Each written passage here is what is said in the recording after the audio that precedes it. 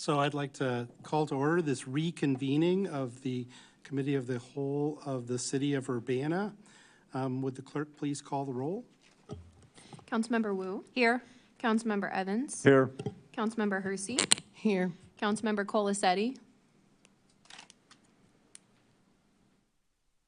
Councilmember Colasetti. Not here. Okay. Councilmember Bishop. Here. Councilmember Wilkin. Here. Councilmember Quisenberry. Here. Mayor Williams. Here.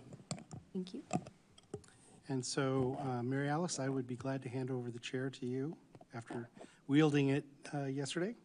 Thank you very much, and thank you for handling everything yesterday. I appreciate it. We are starting on a new business, and we are on the third one. I'm going to read all three at the same time because there'll be a presentation that covers all three of them. So the ones that we're going to be talking about at the moment are ordinance number 2025-06019, an ordinance approving the fiscal year 2025-2026 annual budget, and ordinance number 2025-06020, an ordinance revising the annual budget ordinance, budget amendment number 10 for fiscal year 2024-2025 estimate, and ordinance number 2025-06021, an ordinance amending the City Code Chapter 2, taxation by adding Article 10, municipal grocery retailers occupation tax and municipal grocery service occupation tax. Elizabeth. Or is it Mayor? Actually, the mayor's going to start this off. Mayor. All right, thank you. Hopefully I can do this, but I just want to first acknowledge just everyone who, has given input and spoke, out into this. I want to make it very clear in saying that I hear you, I appreciate you, and I am looking forward to, again, working alongside of everyone, as we move things forward. Everyone here understands the realities that we are facing. The president has made, cities like ours a target, unfortunately. But that's due to us not, us refusing to participate in his immigration raids, because at the end of the day, we'll never turn our friends and neighbors over to him and his vices. We're going to stand firm. We're going to continue to do that. But, in my mind frame, to get through this, we're going to need to preserve, every revenue source that we can. And that was truly my thought process as we, as I received information and as we, went into this, this preparation, which is why, I felt that it was necessary that we be one of the, over 200 cities that, in the state of Illinois that that proposed the continuation of the grocery tax that was mentioned, last night multiple times. Public safety it's not about choosing one approach, over another. I've said this from day one. It's not either or. It's in my opinion, it's a yes and. And I felt like this budget, presentation reflected that. We are providing the resources needed to staff our department and to move things forward, in regards to our alternative response model that we all know that I am an absolute favor of. That I believe wholeheartedly that is what Urbana needs and deserves. But I also wanted to, to provide some context, to, the proposal in this budget. It's not simply, the police department asking for 3 officers plus a sergeant and me simply signing off on it, right? What you see in that budget that's being presented was a result of compromise and us finding that middle ground. The original ask that a lot of folks know or may not know, the original ask, I believe, was something upward of 15 positions. That was reduced to 14. That was then reduced to, I believe, 7, right? And finally, after some really tough conversations, we landed at the 4. That's being included in this budget. But with that, I want folks to understand that I've made it clear to our police department. Chief and I have had plenty of conversations, and I've mentioned that if this is passed, you're now staffed, so there's no excuses, right? We will be in these neighborhoods. We will be supporting our at-risk youth. We will seek the success of the alternative response model. We will be partnering with community organizations such as DREAM, such as First Followers. We will be partnering with UNCC. right? There absolutely are no excuses for us to not be building the trust in the community, right? To not build the presence and the relationships, especially with our most vulnerable spaces. I heard a lot of input about, the past. And truth of the matter is, I'm not here to rehash the past. I can't change what took place before I took office, but what I can tell you is what's going to happen moving forward as far as I'm concerned with me in this seat, and that's accountability, community focus, and results. I often say that you can't argue the work. So I just want people to understand I'm a few weeks into this administration, and I genuinely feel that we are on the right track to delivering the vision that the community, the folks of the city of Urbana needs, wants, and deserves. I'm just asking that our community, first off, have patience with me, right? And truth of the matter is just I ask that you trust me until you can't. I know folks up here have heard me say that a lot. I know the city staff has heard me say that a lot. Trust me until you can, until I show you that you can't. Just trust me and work alongside me rather than against. We can get this thing done, and I am looking forward to working with you all to ensure that we do. So, thank you. So, good evening.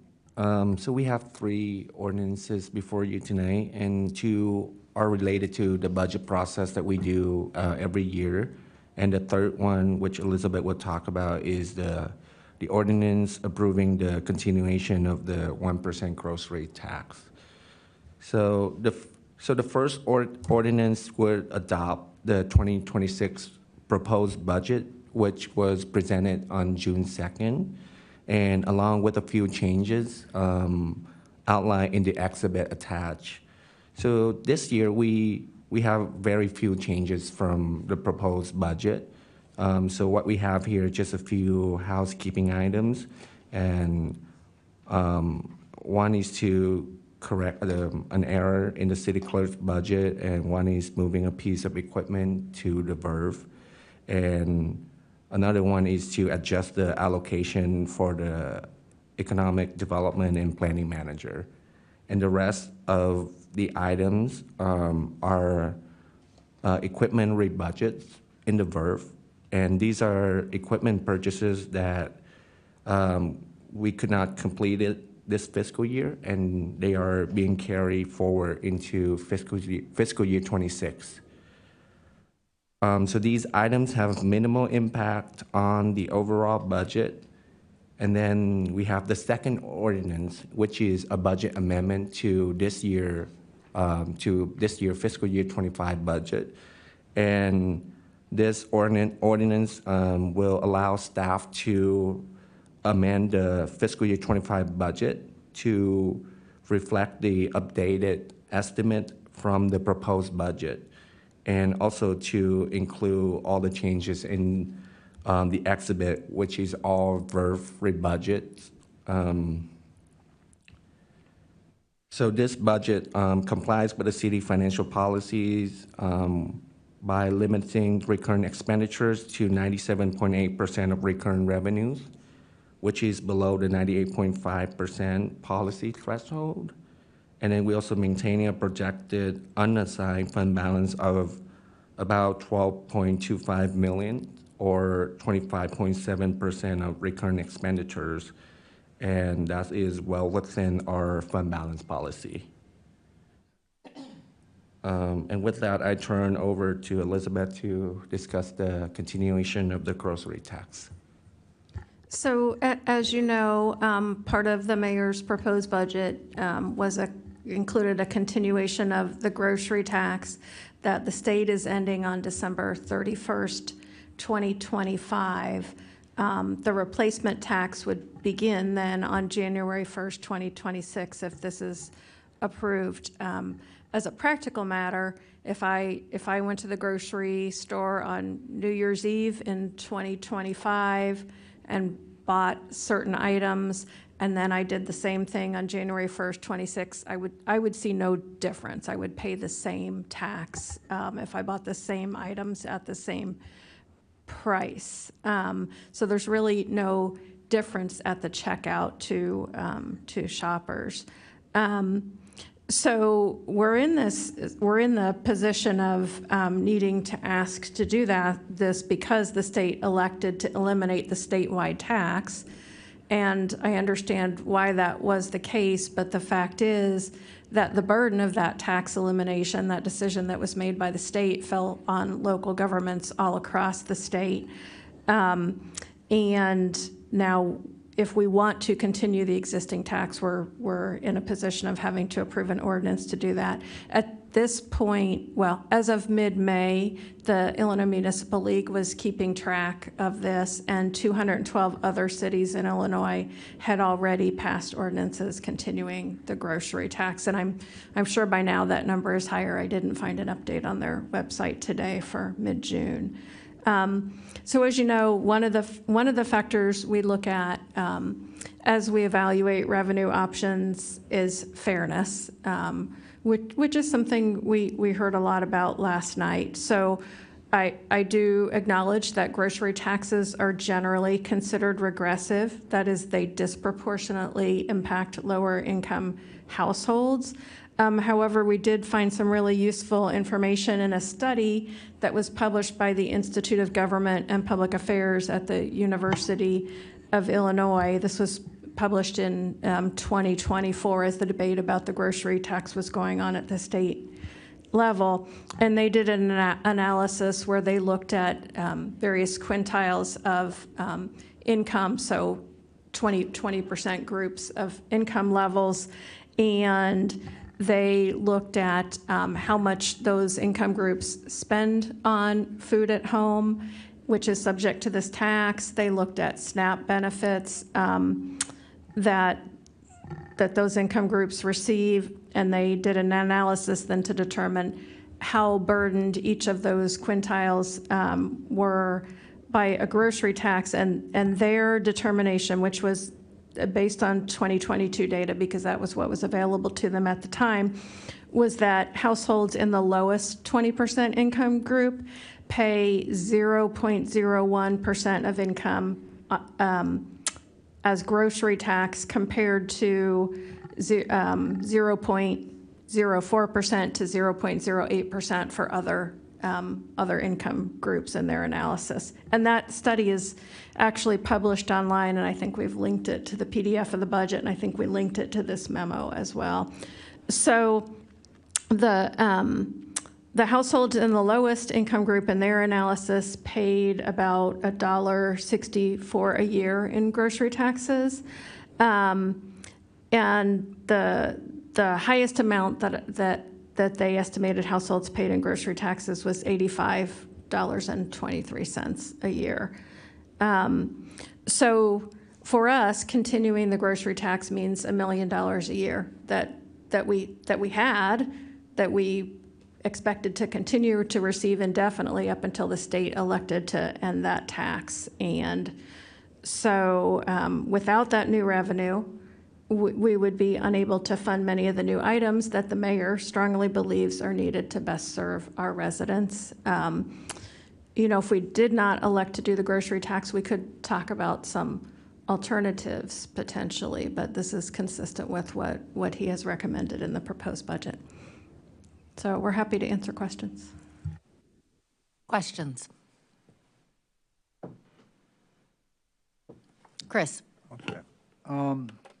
So Elizabeth, all right, I'm going to talk about the grocery tax, if you don't mind. How long has Urbana had the grocery tax? I have to admit, I don't even know. It's certainly been decades. I mean, that tax has been built into state law for as long as I've been working in local government in Illinois, which is 36 years now. Okay. Has it always been, I mean, I imagine there's been a kind of a climb, but has it been around $1 million, at least recently, has it been about $1 million? So that's a difficult question to answer. Even estimating the $1 million is difficult, because when the state pays the sales tax revenue to the city, they don't break out this portion is from grocery tax versus other state sales tax. So we had to do a kind of complicated analysis to look at that based on categories that stores are classified into for sales tax reporting purposes. But I think that's a reasonable estimate. It was, I made that estimate with some help from the Department of Revenue. I kind of talked through them about what's the best way to make this, to make an estimate. Okay, so it's been $1 million. And what did we do with the state grocery tax? I mean, what did we do with that $1 million? Did it go in the general operating fund? Correct, as part of the general operating fund. Okay, and so I'm assuming that we spent the state grocery tax, that $1 million, in some kind of way. I mean, it was, right, okay. And you just told us that the new Urbana grocery tax, were it to pass, same rate and same yield of money, right? It's before. Okay, so we're, Well, I mean, sales tax is never the same as before, right? It fluctuates a lot. oh over yeah, time. yeah, there's all kinds of buying variables, I understand that. But generally, same rate, and we're hoping and expecting about the same amount of money, right? Correct. Okay. So the new, I'm counting 7 new city employees proposed in the budget, the arborist position in Public Works, the 2 new positions in legal, the new human resources generalist, and the 3 new police patrol officers. And I'm just sticking to the reoccurring ones. I'm leaving the 3-year pilot program out of this conversation. And that, it costs about roughly $700,000 for all those positions, and those are reoccurring expenditures forevermore, correct? Or, you know, employees, right? Correct. Okay. So am I understanding this right?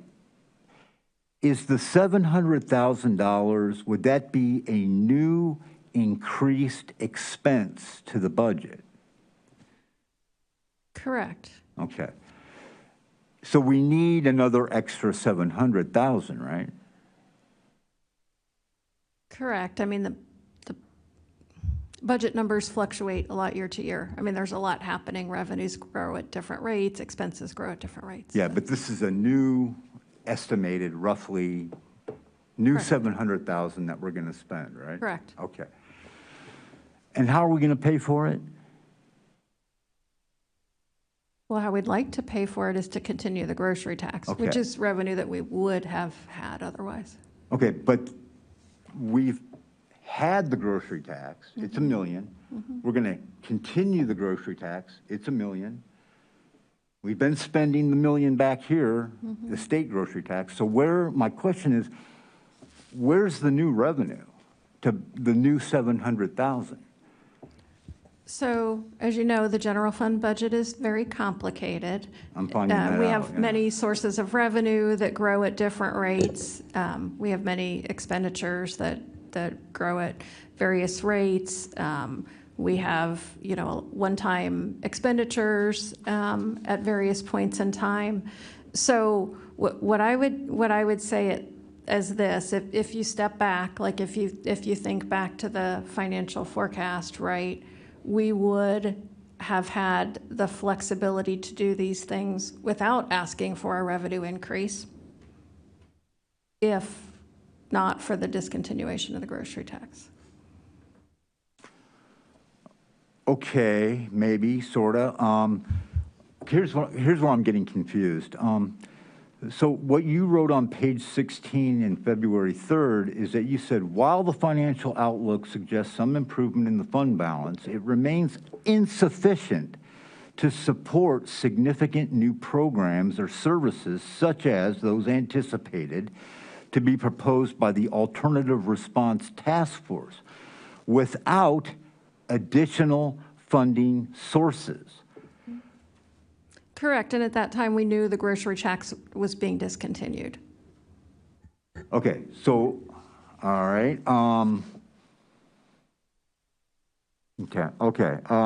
So the question I'm stumbling over is, if the new proposed Urbana grocery tax is the same rates and raises the same amount of money as the discontinued state grocery tax that Urbana has always received, then where is the increased revenue? And you're answering this as we don't need it because, what, the state grocery tax would have covered us, and now we have maybe a local Urbana tax. Is that what you're telling me? Correct. If the state grocery tax had continued, we would not be asking for you to approve this ordinance because we would have had sufficient funds available in the budget to cover this. Okay, well, several times in the forecast this year and many times over the years, we keep coming back. What I'm reading from you is always, we need revenue increases. We need revenue increases. Are you telling me now we don't need revenue increases? So generally, we need our revenues to grow over time. Everybody does, yeah. And that happens different ways. So you can, sometimes you have kind of natural revenue growth. For example, in a community with a lot of retail, you might just not naturally, as retail develops, you might have a lot of natural revenue growth occurring from that. In this case, so looking back, because we knew when we wrote the forecast that the grocery tax was ending, right? I think we knew that when we were working on last year's budget, right? Because I think we found that out like right at the very end, as I think that probably passed in like June of 2024. So revenues tend to grow naturally in a healthy economy, so that's part of it. I think we have had some pretty healthy natural revenue growth in some of our other sources. But yeah, I mean, if the state had not discontinued the grocery tax, we could have recommended these expenditures and not asked for new revenue this year, Okay. which would have been an ideal situation. Right. Last question. Thank you for everybody's patience. So if we want to do an alternative response to police with staff, with cars, with radios, with training, would we have to raise the tax? So I don't know how much that alternative response is going to cost, so Neither. I can't really nobody does.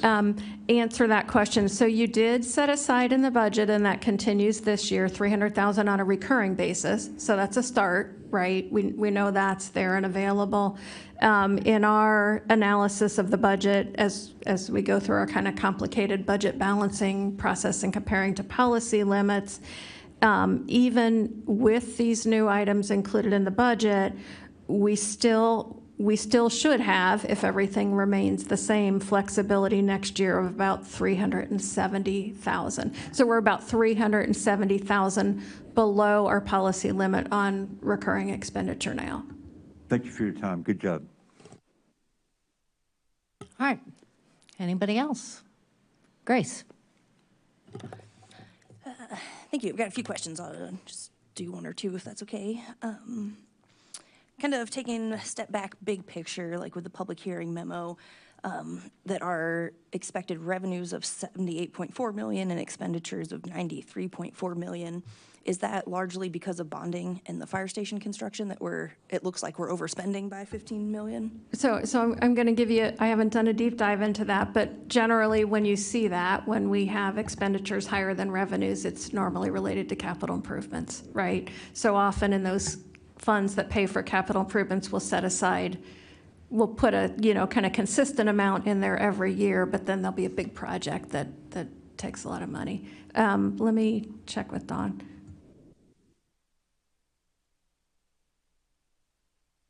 Yeah, also grants. So there's a lot of grant money that we're actually carrying over, especially CDBG and home, that was allocated in prior years but hasn't been spent that we expect to spend this year. So that's part of it. Thank you. And then another question was, in the memo here, there's a VERF fund attached for, I think, the budget amendment for this current year.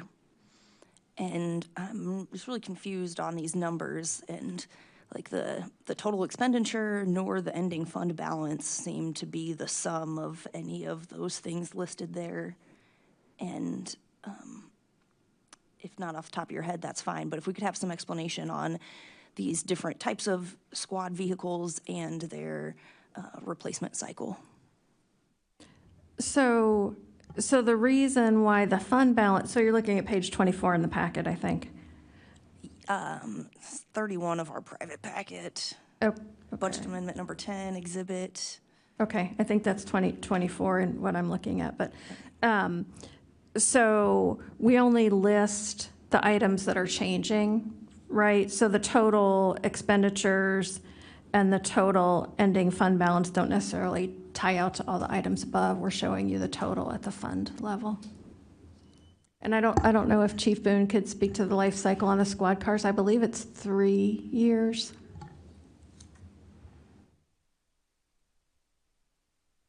Which seems short, but they're pretty heavily used 24 hours a day. Thank you, I appreciate that. And if I just have a clarifying question, so you're saying that because not all of the squad vehicles are listed here, just the ones that are changed, right? And that's why it doesn't equal the total fund balance? Yeah, we would only be listing the ones that are changing. But why is the sum greater than the fund balance? Like, that would make sense if they were less than what you're listing as the ending fund balance, but it's greater than what you're listing as the ending fund balance. Oh, yeah, so we're reducing the budget. So and those are hitting all of them the same general ledger account code, right? So they're kind of iterative. Like the first line there. Yeah, that all end in 20 are one account, right? Correct. End and then And first so 40. you're hitting the line item multiple times, and then you're bringing that total down, and you're hitting the same line item. You can't really total those. Okay. And why do we do new cars every 3 years, and is that an obligation? I heard average was 3 to 5, industry standard. So for us, I think that has worked well for the city of Urbana. There could be, and I don't know when you say industry standard, if you're talking specifically about police departments. Police vehicles get very heavy use, like relative to other types of vehicles that are in the fleet. And I think there's a big difference between various police departments. I worked in another city where their cars weren't always running 24 hours a day, but I think ours are pretty well used 24 hours a day consistently. They're assigned to somebody who's on patrol. And could you get back to us probably with what would be a financial impact if we were to replace them on a 4-year cycle? I could. That would probably take some time. I'd have to work with the fleet folks in Public Works. My concern would be that we would see a lot more downtime. One of the reasons for the short replacement cycle is we don't really have capacity to have downtime for our squad cars. They have to be ready to go at a moment's notice all the time.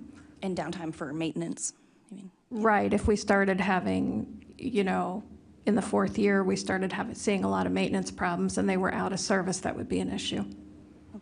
That could cause issues with patrol being able to respond to calls. Thank you. And also just a later piece of information, I'd be curious what average kind of mileage we're hitting at 3 years on those vehicles. Yeah, that's probably fairly easy to find out. Thank you. I have more, but I'll stop there if there's others. Other questions? James? All right, thank you for the presentation. I do have a question along the lines of what Chris was asking. What are the other areas that we're forecasting income to grow? So for example, what's our expectation for the valuation of property going up? Because we don't change our rate, our property tax rate, because we're trying to maintain balance with our colleagues across Wright Street. But the valuation of the property goes up each year, and we get an additional amount from that. And there may be sales forecasts, there may be other things that are forecast in the revenue area that are going up. Could you just give us an idea of which are going up and how much? So there are a lot of revenues in the general fund. We did have, for the 2025 tax levy, we had pretty healthy growth in assessed valuation. I'm going to say, I don't remember off the top of my head, but it's well over 10%. That's a little complicated because the pension levies pass through the general fund. So you can see it's going from estimated 6.4 million to 6.9 million. But you can't see there how much of that is going to pensions versus how much remains in the general fund to pay for services. you know, food and beverage tax has been doing pretty well. We had budgeted about 1.65 million. We're expecting to come in at 2 million and then have a little more growth next year. Let's see, some of the other. Certainly hope so. If you've seen the cars parked at the yard, you would expect some increase. That's a good problem. And the people at the hotel buying too. Yeah, it But looks, there are a number of places where revenues are going up. I assume there are a few that are going down. There yeah, are that's some always places- true. though There's some risks that we have based on the craziness of the federal government and what they're doing. So trying to focus in on one piece of revenue and saying that that's the amount that we're doing things with is kind of ignoring the complexity of the system, right? I agree. Okay. That's the sense that I've gotten. Thank you. All right, I'm going to give people a chance. Otherwise, I will let Grace, I know you had more questions. Anybody else have questions? All right, Grace. Thank you. These next ones are maybe just kind of confirming and also going to ask like where they are in the budget, and totally understandable if that's a follow-up question versus all these dense pages. I want to just confirm that we still have 100,000 for the SUN Sustaining Urbana Neighborhoods Grant and where that could be found in this document. Could you say that again? I didn't catch that. The SUN Sustaining Urbana Neighborhoods Grants, we had 100,000 reoccurring expenditure for that grant program and wanted to confirm if and where in that budget this included. Correct. I think we've been carrying that now for a couple of years, and it's in the Public Works budget. I believe it was in the sustainability budget, but we can confirm that. Thank you. And I had some other kind of similar questions like that. Same thing about the alternative response program, confirming if and where we have 300,000 per year reoccurring expenditures for that program. So that one's a little easier because we created a separate program in the budget for it. It was big enough that we wanted to call that out. So.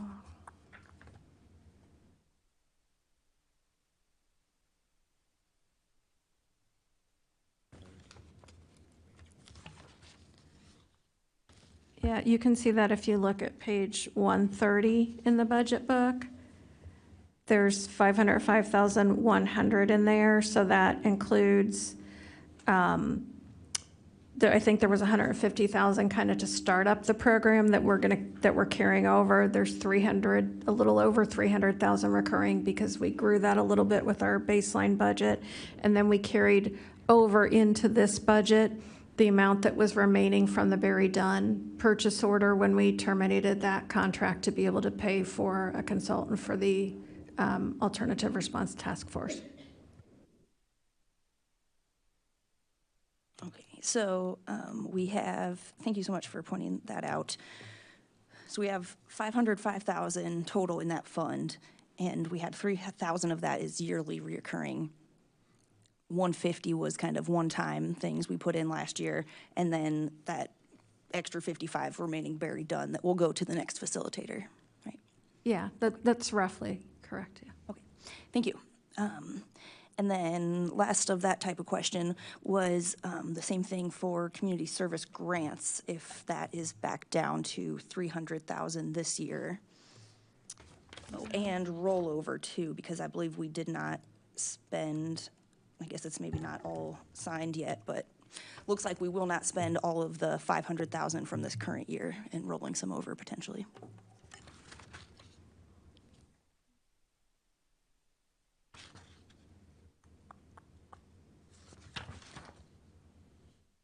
So on page 129, under a program called Social Services, we have $525,109, and that would be the funds for community service grants.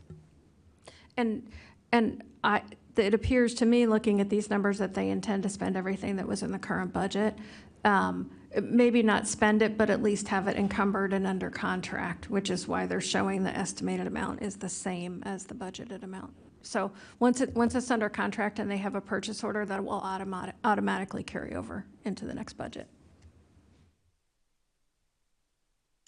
And is there, I mean, I'm pleased to see 525,000. Is that because of some rollover, or was that an increase this year? Because from my recollection, it had been 300,000, and last year we increased it 200,000 just for this current year. So was this just increasing at 5,000 every year reoccurring, 500,000? So we'll have to dig into that, but my recollection is we had a 300,000 annual amount, and as part of the budget last year, I think there were two increases. There was a recurring, part of the increase was recurring and part of it was one time. And so the recurring part of that would then continue. Whenever we call something recurring in the budget, that continues on into future budgets. Okay, thank you. Like I said, I'm pleased to see that increase, and just curious if we're set for that every year or if that was some rollover or any other one-time stuff. Okay, other question that makes sense if you need to get back to us on the annual cost for 3 additional patrol officers. My guess is about 400,000 per year. Also, if you divide up the startup cost, I know we saw in the presentation last night that we had 367 per year and then 207 one time. And if you divided that out over a few years and vehicle replacement, roughly 400,000 for the 3 new officers per year. You just lost me there. I was trying to factor in the one-time startup costs, that 207,000 one-time startup cost for the 3 officers, because we're going to need 2 extra vehicles that we'll also have to replace every 3 years. So I was trying to make that into kind of a guesstimate of an annual cost divided over time. So the annual cost that we would need to fund the replacement of those 3 vehicles is included in the 367,000. So we built that in already. Okay, so the 207 one time is training, and the first time purchase of vehicles, are vehicles in that 207? Vehicles are in the 207. But not replacement, just the first time purchase? Correct, because the replacement cost is a recurring cost. Okay. And then I was wondering if we could go back to something that was kind of brought up last night about the incentives for hiring and retention. And I would like to suggest here, if you have thoughts on dividing that out. It just really doesn't seem in line if we're trying to retain people and we have the issue of hiring, putting a lot of investment into training, and then people leave and we still have vacancies. So it doesn't make sense to me why we would put over $100,000 of taxpayer money to essentially kind of incentivize that cycle rather than having some of it at least be retention. So I've been just kind of kicking around the idea, if you were going to give someone a $5,000 sign-on, what about splitting it in half? So you get 2,500 sign-on and then the 2,500 second distribution after whatever seems reasonable, 1 year of service or what similar to our other ones, that doesn't apply to every existing position, just the new hires. We kind of split up that incentive bonus so that there's some retention piece. So I believe the way it's currently structured, and the chief will tell me if I'm wrong, is they get half of the incentive at the time they're hired and half when they get off probation, which is generally close to a year. That is correct. So you already are splitting it up. Correct. Okay, because last night that just didn't seem like that was the plan, but it is already planned to be half sign-on, half after probation. Right.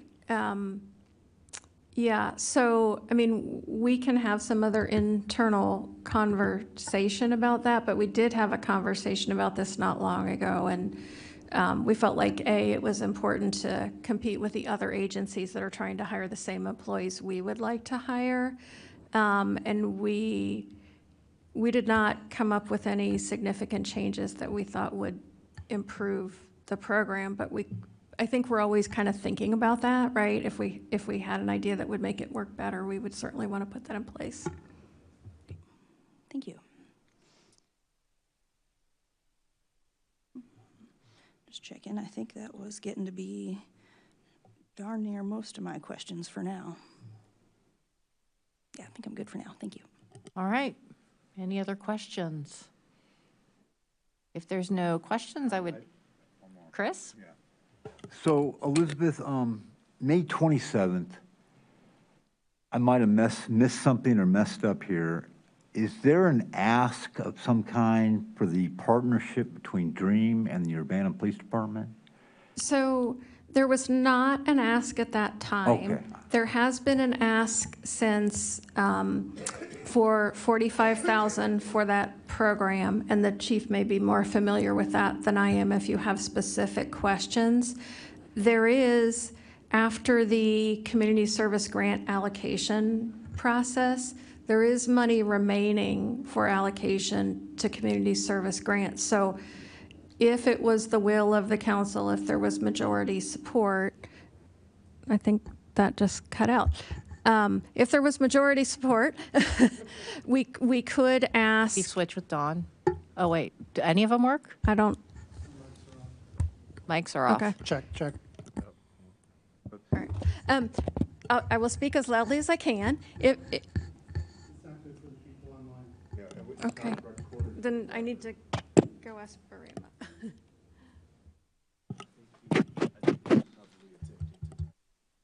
I feel like this one.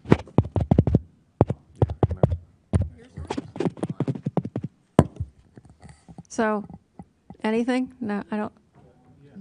Okay. So, all right, going back to this. So there is money remaining on the table after the community service grant allocation process. So if there was majority council support to bring back a grant agreement for council approval to support the DREAM program that you saw, and it seemed like everybody felt pretty positive about it, then we could ask Braden and Nick to bring back a grant agreement to fund that program. But I think the way to do that would be maybe just to do a quick poll so that we know that there's support for it. How do we, Chris, did you? I mean, well, how do we do the straw poll? Should we do that now, or? And this is, Elizabeth, just to clarify, I can't tell if this is on or not. Yeah. All right, I'll speak very loudly. This is for 45,000 for the DREAM, which would hit the books for this fiscal year or next fiscal year? For next fiscal year. And there's money in the budget that can be allocated, so it's not a change in the budget. So we would just roll the money from this fiscal year to next fiscal year, encumber it with a contract for that specific purpose. We'd use next fiscal year's money. Oh, I There's see. money in next fiscal year's budget that has not been allocated. Oh, I see. Okay. All right. And the amount was 45,000, is that correct? Chief, can you confirm they were asking for 45,000? 45K, correct. All right, Sharice. I guess the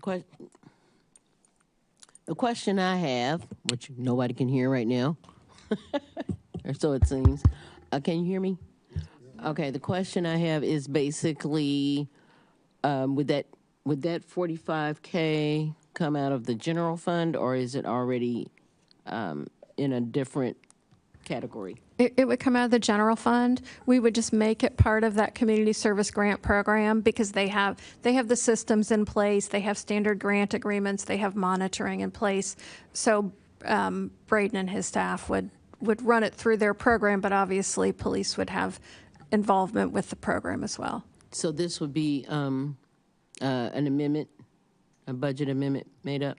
No, it actually doesn't require a change in the budget because we have funds available in the budget that can be allocated to that. What I'm saying is if the majority of you want to do that, then what is required is for Braden to bring a grant agreement to the council to be approved. Okay.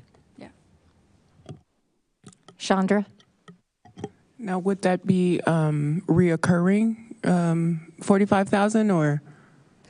So when we give those grants, we generally consider them one-time One-time. expenses, but there's a large allocation for the community service grant program that is reoccurring. It could be different groups that get the money from year to year. So the grant funding is reoccurring, but this particular program may not reoccur. Because I don't want to see it be successful one year and then they don't get reallocated.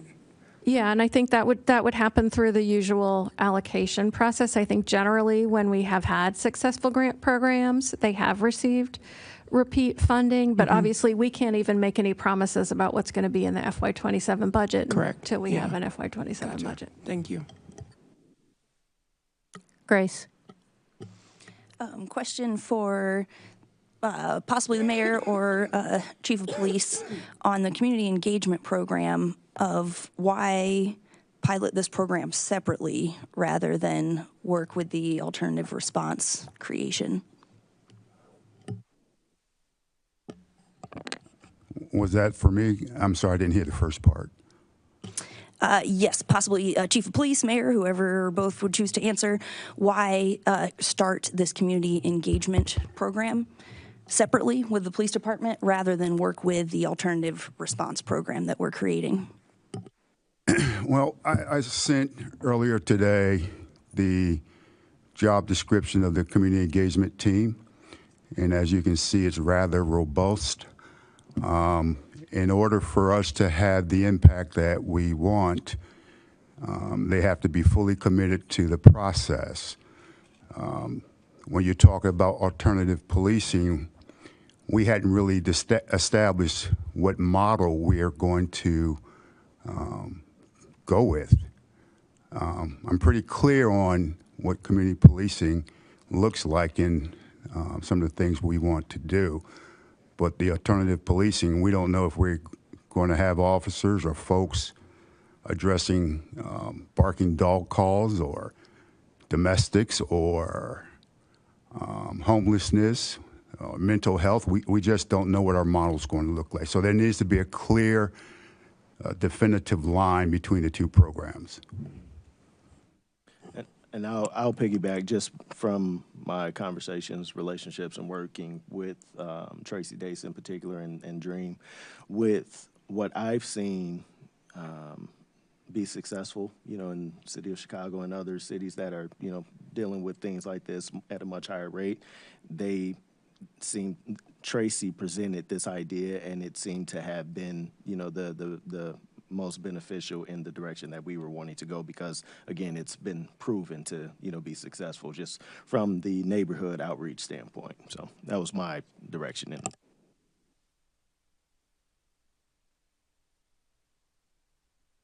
All right, so circling back for a moment to the dream, I believe you were asked to do something in the budget. Is that correct? Yeah, and it's not something we do in the budget. That would give us direction to have Braden bring back a grant Sorry. agreement. The Thank budget you. is good. There's money in the budget we can use for Right. this. Okay, well then I'm gonna put a straw poll up for 45,000 for Dream. Well, point of order, is that relevant to any of the budget items? Elizabeth just said it wasn't relevant. She said it's not relevant to the budget. That would be for a separate agreement with grants management, right? So it's relevant to the budget in that it's something that we're going to spend from the FY26 budget. I guess if we think we can't or shouldn't pull that now, we can ask for a grant agreement to come back, but it would be nice to have an idea of whether that would be successful. So you could absolutely do a straw poll now on it if it is part of the budget process in a way. Or I also am aware that we next week are going to have Braden presenting a number of grant items anyways. And is that also when the staff report is on grants, or is that the following week? I think that's July 7th. Okay. So that also occurs to me as another opportunity, given that it is grants related. I think either is okay. I do think there's some time sensitivity here because they're wanting to get the program going. So the sooner we know, the sooner we can get a grant agreement on the agenda. All right, well, I'm gonna ask for a straw poll. So, for those of you who would like for community grants to write up and draft up an agreement for Dream for 45,000 for next year, give me a thumbs up. And those who disagree, give me a thumbs up. Okay, all right, you have direction. Not voting with lack of information. Okay. Onward. Are there any other questions for staff before I ask for a motion? Okay, just as a reminder, we are talking about 3 different ordinances here. So I'd like to take each ordinance on its own. And so I will ask for the first ordinance, which, give me 1 second. The ordinance I'm talking about is an ordinance approving the fiscal year 2025-2026 annual budget. So it's the main budget for next year. James. I'll make a motion to forward ordinance number 2025-06-019, an ordinance approving the fiscal year 2025-2026 annual budget to council on the regular agenda. Chandra, you were going to give a motion. Do you want to be the second? Yes, I give you the second. Okay, all right. Thank you. Chris? Thank you. I'd like to motion to divide ordinance number 2025-06-019, an ordinance approving the fiscal year 2025-2026 annual budget by dividing the following items for a separate vote by council. From page 266 of the proposed FY 2026 budget, item 100200201, under Police Patrol, the 2 officers for the 3-year Community Engagement Team Pilot Program, the 1 sergeant for the Community Engagement Team Pilot Program. In addition to that, the proposed 3 new additional police patrol officers and the line item in the proposed FY 2026 budget on page 85, 100200201-52930, for the leasing of an office for $30,000 for 3 years to establish a police substation on South Philo Road. All these items be voted on separately from the rest of the budget. All right, just for clarification here, I didn't get all the numbers that you were reading. I appreciate all the numbers. Okay. Just for the summary, you're talking about the 1 sergeant that is non-reoccurring for the community engagement team, the 3 new police officers, which is reoccurring, and then the lease for the secondary location for the police department. Is that correct? No. In addition to those things that you just listed, also the 2 community engagement officers approved last year. Okay. And when you say that, when you say you want to divide the question, that is the budget versus everything else bundled together that you just listed. Is that correct? Correct. Okay. All right. And Clerk, I'm assuming that that is all good. So any one member can motion to divide. Am I correct in understanding, though, and I apologize if this is redundant, that the items that you wish to be considered separate from the budget are considered as one thing as opposed to individual? Good question. I entertain other council members if they want to have separate votes within that, but right now I'm just considering it one thing. Just separate from the whole budget? Yeah. Okay. Point of order. Do we need a second and a vote on the division? Nope. No, a motion to divide is a privileged motion that only requires 1 member. All right, Grace. I would like to further divide out just those items rather than taking them in one, to vote on 1 piece being the 3 additional patrol, 1 piece being the additional sergeant for community engagement, and 1 third piece being the 2 existing community engagement and office space or any other related program expenses. So those kinds of 3 buckets for patrol, new sergeant, and community engagement.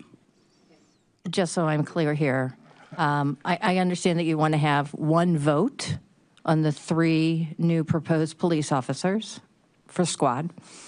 You'd want 1 vote for the community engagement team, which includes the additional, is that correct? Or do you want them split? That's the piece that I'm trying to figure out. I would like community engagement in 2 pieces. So 1 vote for the additional sergeant for community engagement and 1 vote for the existing kind of already approved 2 officers for community engagement and the location space. And what about the lease? also with the 2 existing community engagement Okay, officers. so we have, just for clarity's sake, we have the 3 new police officers, 1 vote.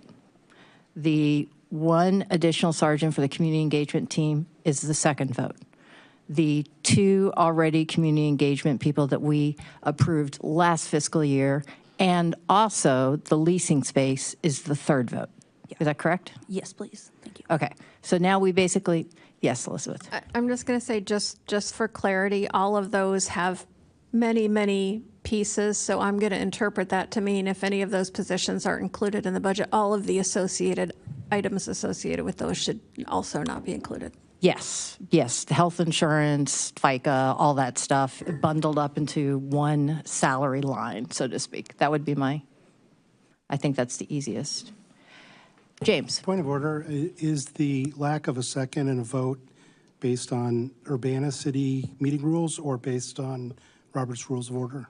It's based off of Robert's Rules of Order. Dividing the question is only applicable when there is a combination of items together, like our consent agenda, right? Any one member can ask to remove an item from the consent agenda. In this instance, any one member could request to consider separately an item from the budget, so long as, and here's the biggest caveat, I will use an example of the swimming pool.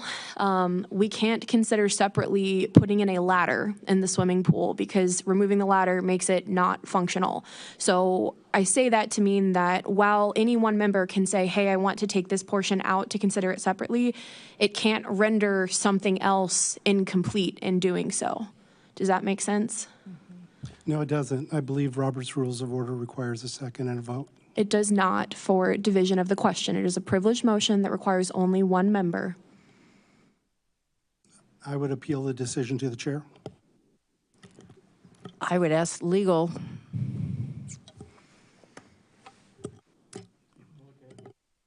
I'm taking a look at the specific provision right now. It's in our council procedures. I have it highlighted somewhere because we've had this conversation multiple times. I can try and find it again.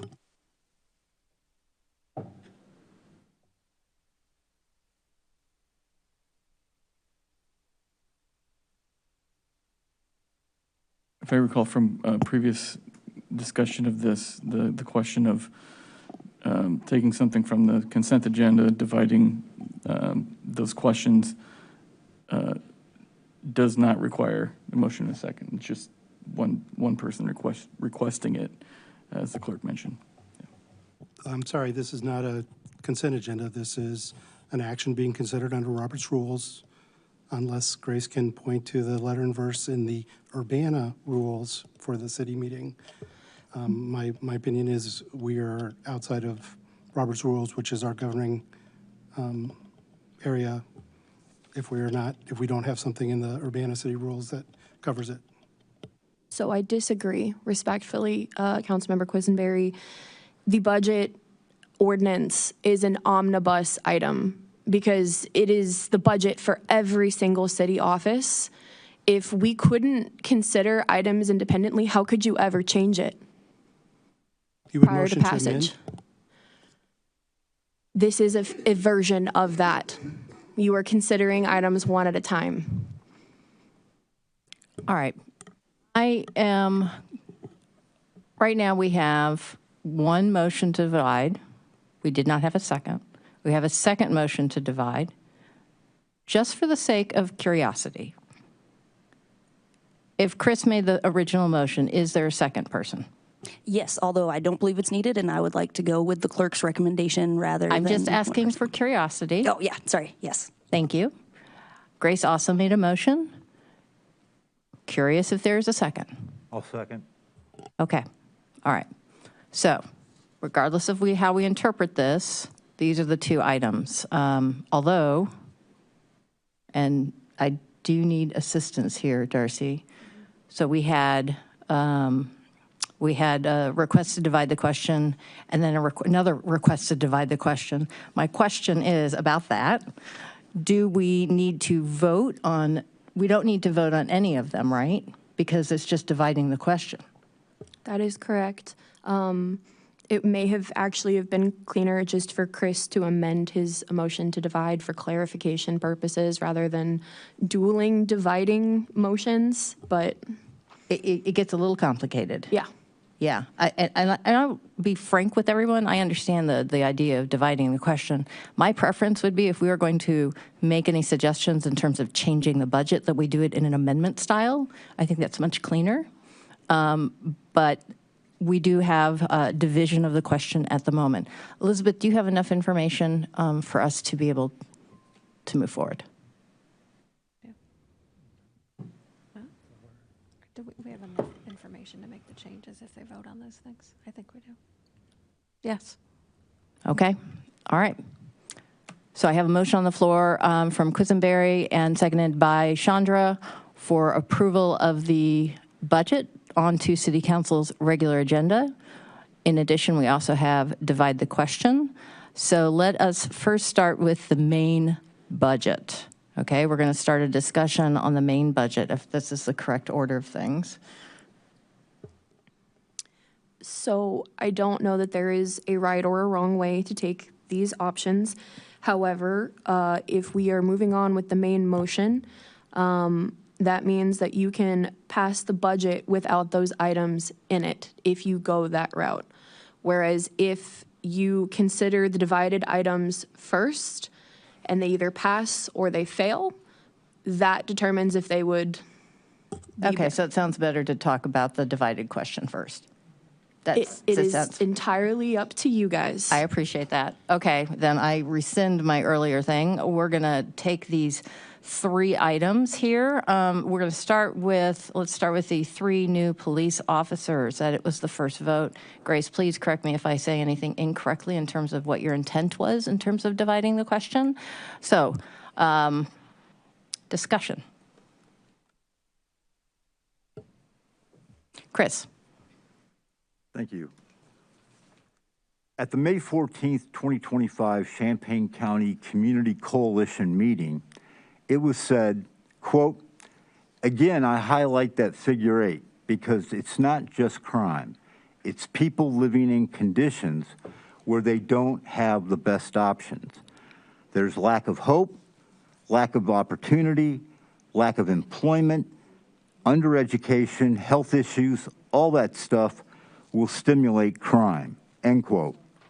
In the May 13th, 2025 edition of the News Gazette, it was acknowledged that issues such as addiction, homelessness, and poverty, quote, "contribute to crime and require more than just a policing response." I agree that long-term solutions must include investments in mental health services, education, housing, and community support programs, end quote.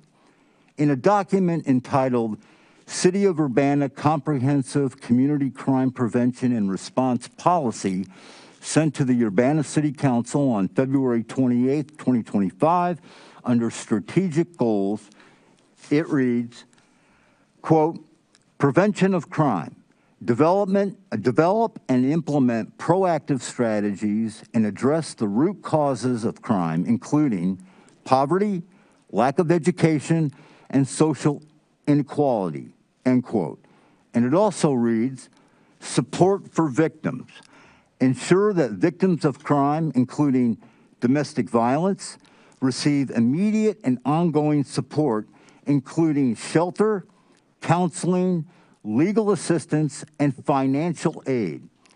At the December 4th, 2023... Chris, I'm going to interrupt you for just a moment. I'm going to insist that we have a time limit on everybody's comments since we are going to have multiple votes here. My goal is for us to be able to end this meeting tonight. I know that last night it was spoken that the mayor will be leaving town, and I think it's important for him to be here for all the conversations. So with that said, everybody is going to be granted no more than 4 minutes for the first round and 2 minutes for rebuttal. So Chris, I'm just going to say that you only used 1 minute. Is that fair? I think you used more. Yeah, all right, fine, 1 minute. So I got 3 going on this round. On this and round. I get a second round. Yes. Okay, thank you.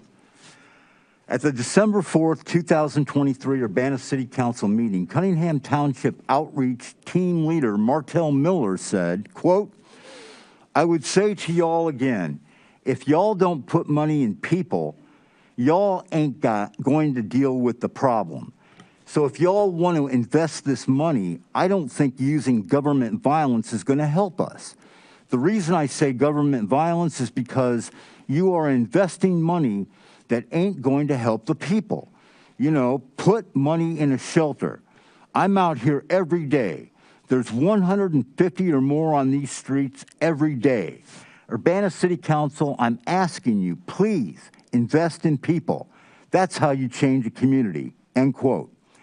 At the June 17, 2024 Urbana City Council meeting, Janice Walker of First Followers said, quote, "You guys, if people don't have a roof over their head and they don't have food to eat and they don't have medical attention, mental health, wellness services, this is going to blow up in our faces." It is blowing up in our faces. What does more policing do? It's been proven. It only gets worse. It's been proven over and over and over and over in major cities that it doesn't allow healing, hope. We can do something different here. We have the opportunity to do something different here. But yet, we want to go down the same old road that we know doesn't work. Why? Why? Tell me why. You don't have to deal with the people that I deal with day in and day out, calling me, telling me they're sleeping in their car. Can I give them a hotel stay somewhere? I don't make that kind of money, but I do it anyway. We can do better. I know we can. At that same June 17, 2024 Urbana City Council meeting, Dante Lotz, speaking on behalf of the CU Trauma Resiliency Initiative at the time, said, quote, "As far as the energy that I put into CU Fresh Start, the gun deterrence initiative that was brought to this community, it had great purpose, but to me was not fulfilled. We had a steering committee of everyone you could want at the table, but individuals were more concerned about how much money I made compared to their probation officers. Why am I carrying these individuals to their court appointments? All that kind of stuff. No one was bringing resources. Access to resources is an important part of this equation. Adding law enforcement is not going to change their community. I'm sorry. We have to figure out how to gain resources." Can I just finish this and I'll let go? You can finish your sentence. Yeah, thank you. Let's stop waiting downstream on these dead fish. We need to get upstream, figure out what's going on. Let's all collectively work together and make this happen. All right. 2 minutes. Thank you. Would anybody else like to speak to this matter? All right. Grace. Could I have clarification which piece we're on and the timer? We're starting with the 3 new police officers. Okay.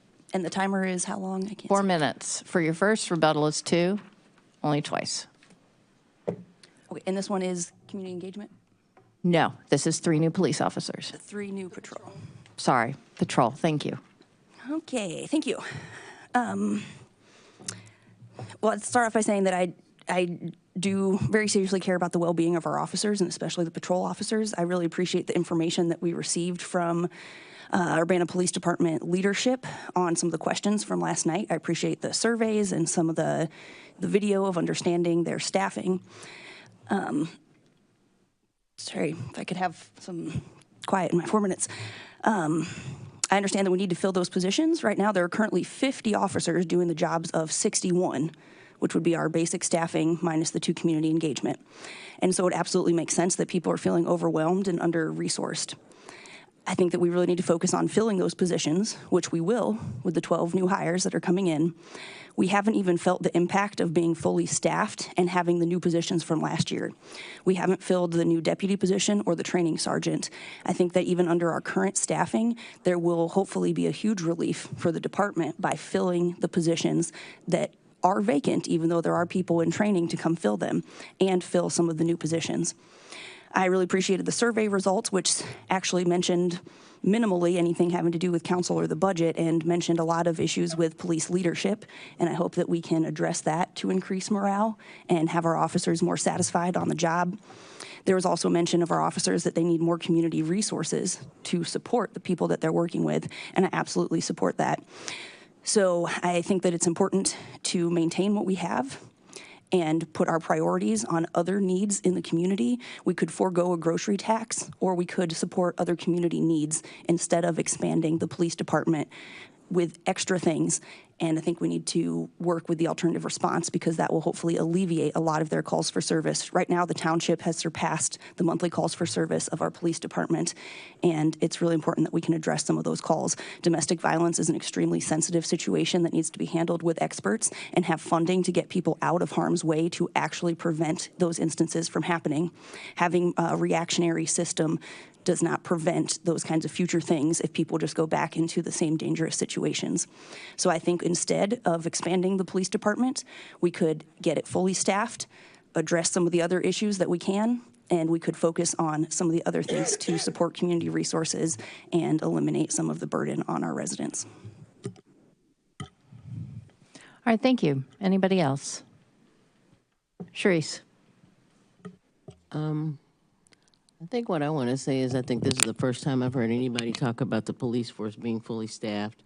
The other thing is that my understanding regarding working with the alternative police force, was the alternative task force, is that certain people did not want the police involved in that at all.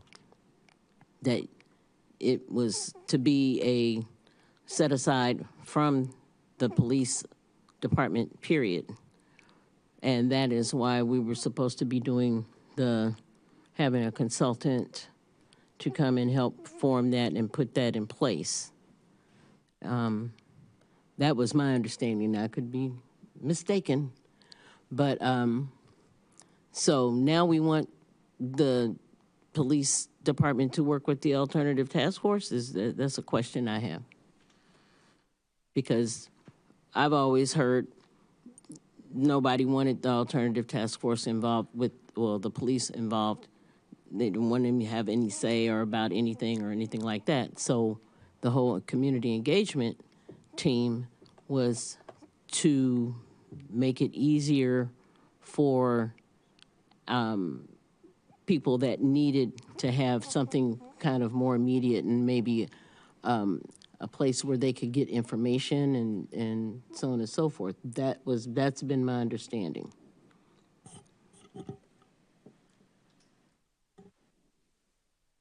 Okay. All right. Anybody else like to? James. Oh, yeah, I'm gonna speak to, we're speaking to the division, or the, We are speaking to the division, and at the moment, we're talking about the 3 new patrol police officers. okay, I'm gonna speak to the division mainly. Several years ago, I started to consider running for mayor of this city. It was August, and I had an individual reach out to me and asked to talk about my plans, and we started talking. Several months later, that individual came out and said, I'm going to run for mayor, and I'm going to talk to people. I'm going to listen to people.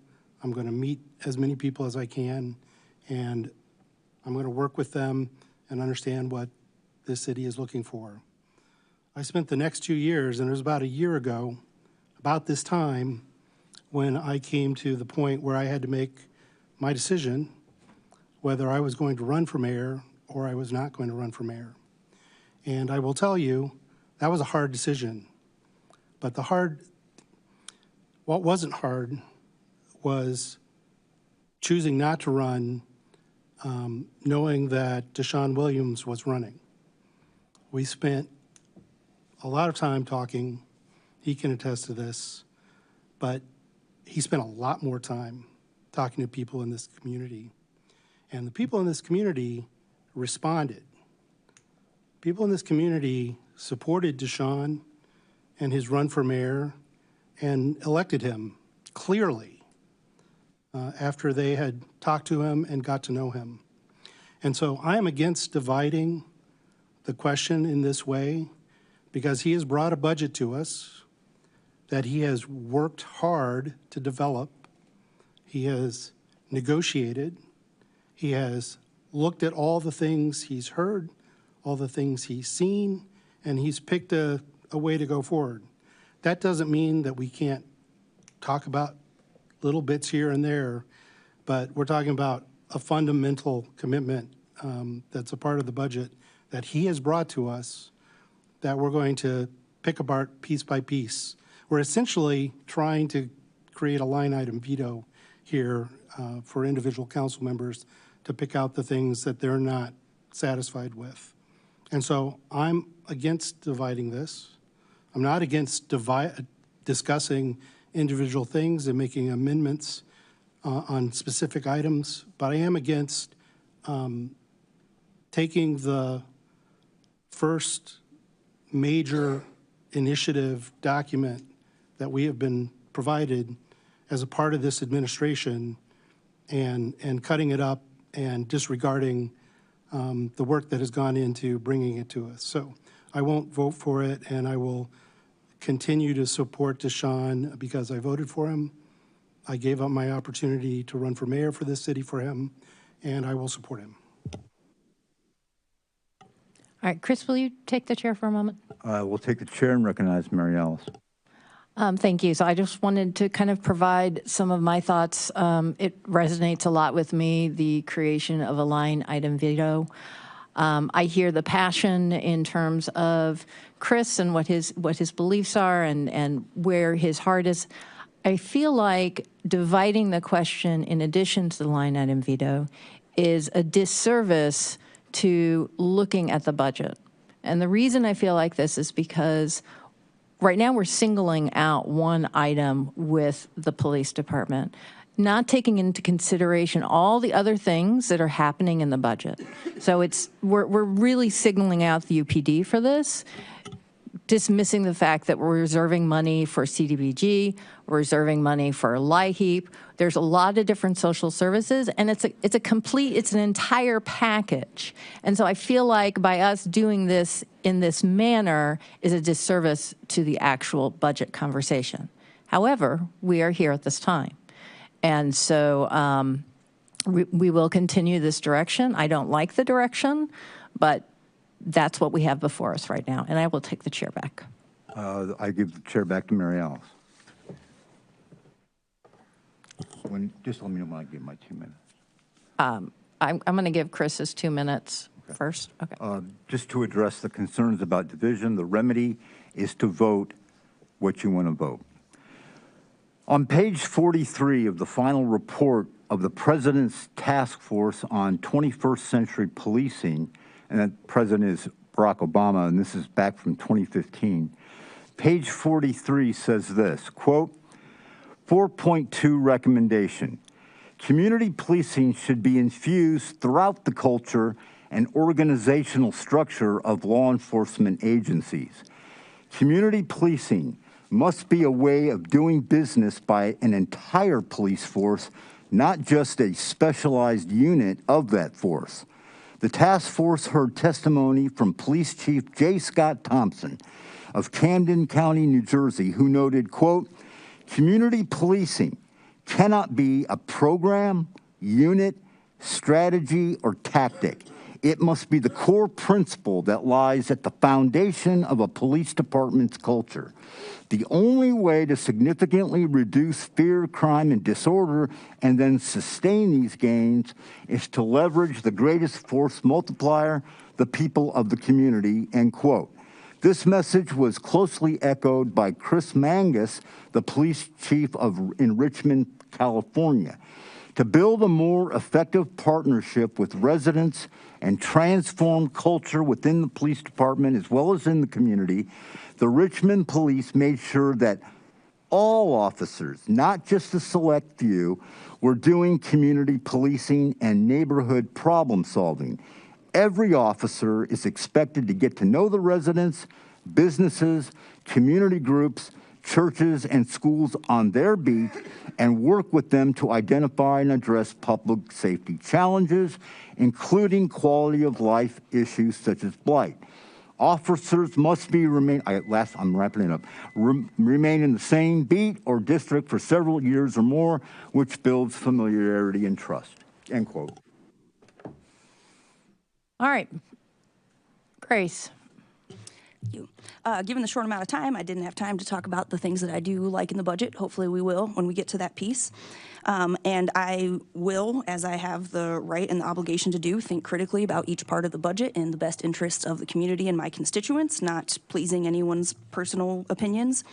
I think this is very relevant because this has to do with the grocery tax. We're talking about almost $1 million a year with police expansion that we could forego the grocery tax. We can't have it all. Sometimes there are opportunity costs. With these 3 patrol officers, we're talking about roughly a little less than maybe $400,000 a year. Those are opportunity costs of money that could be going other places. This is absolutely relevant, I think, to our community. We saw the case study, unfortunate example of relocation and the difference that it makes when people have their needs met versus not. We've heard this all around, including from various representatives of our department, that we need to have the community resources that go along with it. So I urge you to please support the officers with what we have, knowing that they will be relieved with 12 other officers coming so they can be fully staffed, actually fill the new positions from last year that they haven't even experienced yet, and support other community needs. We do plan to propose next week, since we don't have everyone here this week, extra funding for victims of violence and gaps in services to support especially people with immigrant services and support some of our other council values.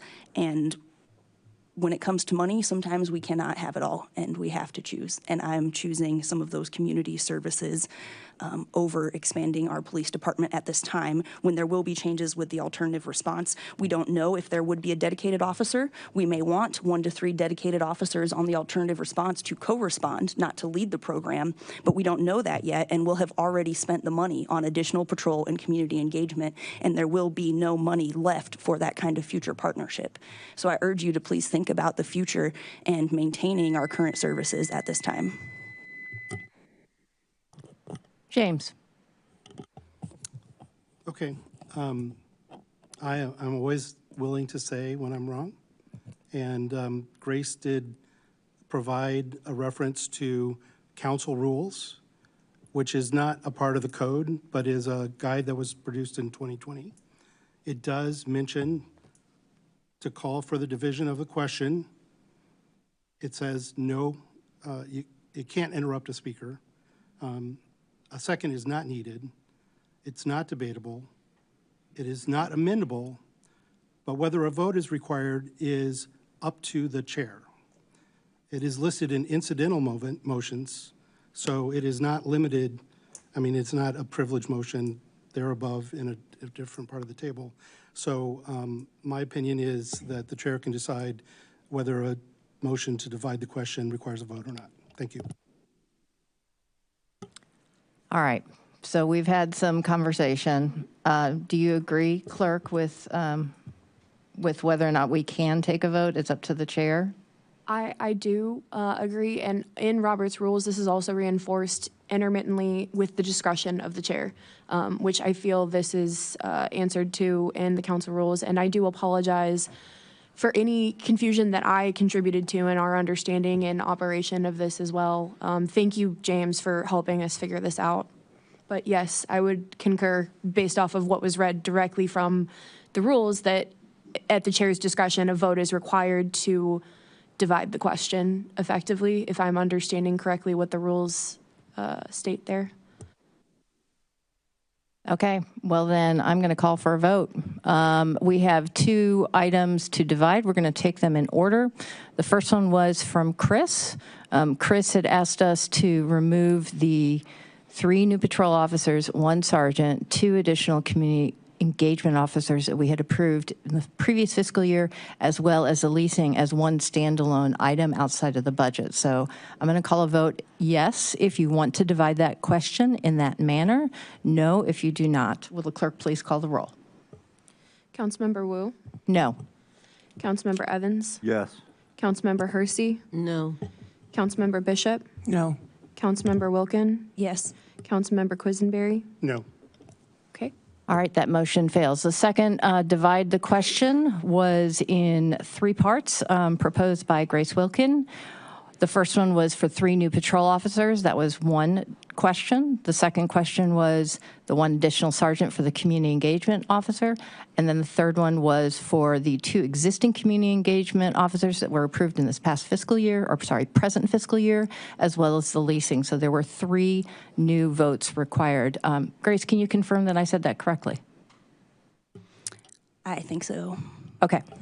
So the question is, should we have 3 separate votes on all those 3 items? If you think we should, you should vote yes. If you think we should not, you should vote no. Will the clerk please call the roll? Councilmember Wu, No. Councilmember Evans, Yes. Councilmember Hersey, No. Councilmember Bishop, No. Councilmember Wilkin, Yes. Councilmember Quisenberry. No. All right, that motion fails. All right, so we are back to the original motion made by Quisenberry and Chandra. This is on the budget. So discussion on the main budget. Yes. Thank you. We're doing 4, because it's a new one. Yep. All right, James. Yeah, thank you. I do want to speak to one of the items that has been brought to us with regard to the additional arborist and the landscape recycling center. I am convinced that the proposal has some merit. One of the things that I'm concerned about is whether the plan for that has been completely fleshed out.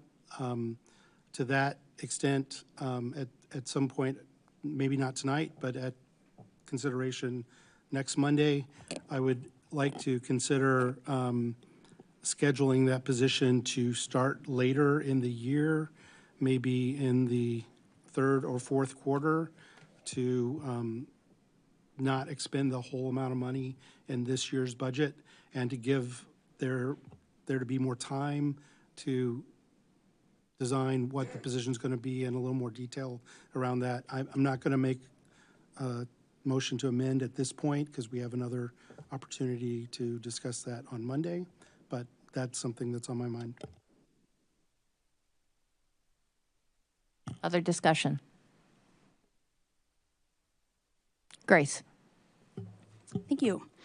I'm disappointed in the unwillingness to consider police expansion as something separate from the budget in light of all of the other expenses. Did want to say that overall, I think there's a lot of good things in this budget. I really appreciate the contingency to supplement CDBG federal funding for 3 years. I think that's very important and something I very much appreciate. Also, the $25,000 for Reparations Coalition and continuing a lot of our other community service grants that are going to be increasingly more important with increased need and a decrease in funding for almost all of our community partners and ourselves. I am disappointed that we're considering going along with police expansion because it was put in front of us, and keeping a grocery tax and not having money, or probably, I imagine, not the willingness to consider some of our other services that could actually very serious harm in our community. As I mentioned, with for relocation money for victims of violence and for continuing immigrant services, the township, to my understanding, recently lost $350,000 a year that they were using for those kinds of services. I was hoping that we could make a proposal to supplement some of those.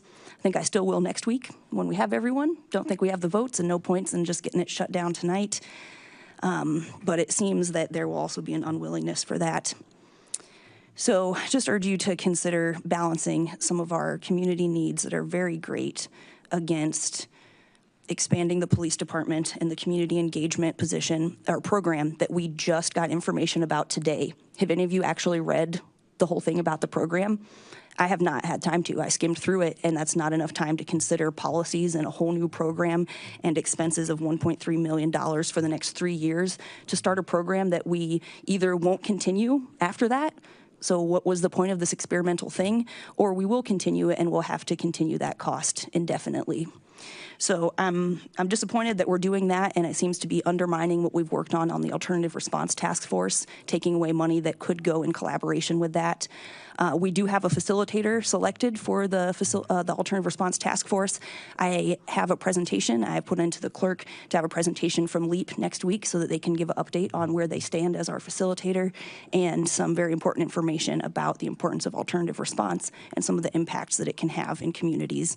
And I doubt that we'll be able to fund that entire program for $300,000 a year that we currently have budgeted for reoccurring expenses. Thanks. Any other discussion? Sharice? I think the budget is, considering the times that we're living in right now, the unpredictability of what funds we will be able to get and what funds we won't be able to get. I think that right now what we have is well thought out. I always take into consideration that if something runs amiss, that's why God made the amendment to the budget. So we can always do that regarding anything. The fact of the matter, though, as well, the us and them kind of attitude regarding the alternative task force and the community engagement thing, which now seems to become a big deal.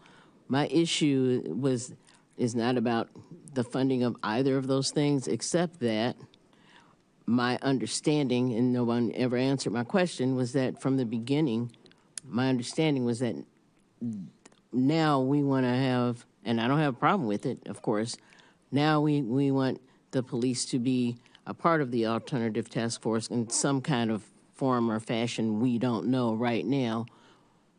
Whereas before, it was always thought that there would be no, you didn't want any police in. So I guess there's been a change of whatever that is. So if in fact we sometime during the next fiscal year make that decision that in lieu of a community engagement or something like that, that we want to at least have a partnership with UPD, that is also possible. And I don't see a problem with dealing with that when we get to it. So we don't have to burn that bridge right now. We can deal with it when we get to it. And so there's not any, and regarding the grocery tax, I would also say that there's nothing saying that the grocery tax is just going for police. That's not been earmarked. It's been earmarked to anything to go into the general fund. And I know that we're all paying more for food and we're all paying more for basic services, but I have to consider the fact also that we're not the only ones paying more. Everybody's paying more, including the city. So there's a lot of stuff that, everything's going to be more, unfortunately, because of the unpredictability of how things seem to be right now. I just want to say that we've got to, have some kind of consensus or some kind of where we work together to make it easier on everybody. And the fact of the matter is that even with all the services that we already provide, it is not a bottomless pit. It's an infinite amount of money that we have for everything, and it's unfortunate, but that's the way it is. So, I just wanted to add that. Thank you. Anybody else? James? Yeah, I just want to make it clear that I am totally supportive of the alternative response process that we're going through. I welcome anyone to go back and look at our budget discussion last year and the year before that and the year before that. I have consistently said that we need to get our police force staff to a level that we don't have burnout and overtime to the degree that we churn people through it. We are not there. We may have gotten close. If you check my comments last year, I said I thought we were maybe 2 or 3 patrol officers away to have the capability to run a 24/7 operation without overly depending on overtime and burning people out. I've been responsible for 24/7 operations in my career, not in the stressful, specific training world of police. That's not what I was in. But even in the simpler place that I was in, having people in a chair 24/7 is hard to do. It's hard to have that there. And when you have a city the size of Urbana, doing that for the patrol size that we have is hard to do. So I am supportive of this budget because I think we are 2 to 3 patrol officers away from being staffed in a way that we don't have the attrition we've been seeing. That's where I stop. People ask, well, when's it going to stop? Well, this is where I stop. This is as far as I'm willing to go. But it is something I've been consistent on the entire time I've been on council. And I have voted this way and I've spoken this way the entire time. And I will tell you, nobody ran against me in this election. So if someone in my ward was unhappy with what I was doing, they could have recruited someone and ran someone against me and said, you don't belong here. But I ran 4 years ago against an incumbent who was talking about defunding the police, and I beat that individual 2-1 in a primary. There's a reason for that. That's because the people in my ward, while they also are supportive of an alternative response program, they also are supportive of our police and having a police force that is the size that it can work without putting officers on the street on overtime all the time because we're constantly churning through people turning over. Thank you.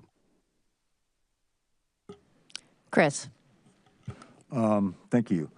So the reason that things are costing more is not due to unpredictability. It's due to the greediness of billionaires at the top of our country. Greediness is what's causing inflation. Price gouging is what's causing inflation, period. Also, as Professor Lou Turner taught us in the Ubuntu Community last year, there is unlimited money. It's never about the money, it's about the priority. So if you want to build 2 fire stations, you'll go to the bank and take out as much money as you need, biggest loans ever, and pay as much interest as you have to because it's a priority. So as we were told last night, and it's been my experience over the last 30 years, budgets are moral documents and reflect your priorities. Overall, I'm happy with this budget. Thank you, Elizabeth, and thank you, Don. Overall, I think we're doing the best we can, but it is about our priorities. Thank you. Grace, I think you had one time already, so you have 2 minutes this time? Yes, thank you. So wait a second, she's got you at 24 minutes. Yeah. Just give us a second. And what about questions? Are we past a question? You can ask a question, yes. Is the clock good? Yeah. The clock is not on. Do you want to ask a question or do you want to give a statement? Both. Well, let's start with the question and then you can go Okay. on with a statement. Question, can we downsize a police officer? If we hire an officer and then we say this position no longer exists, can we do that with FOP protections? Like, can we just say your position doesn't exist anymore? So there's enough turnover that if that became necessary, probably just happen through attrition. Okay, but is it possible to say, like, we hire 3 people for community engagement, after 3 years, we say this program no longer exists, bye? You think the Fraternal Order of Police will let us do that? Yes, I do. Oh. Correct. I mean, I think pretty, with the amount of turnover we're having, I mean, we might want to allow some time for that to happen, but yeah, I think that would happen within a So year. you're talking about, like, if other people left and filling them. That's not what I'm asking. I'm asking if, say, nobody left, or in those 3 years, like when the community engagement program might be over, if we're fully staffed, would it be possible to say this program is no longer what we want. Thank you for your time. Best wishes on something else.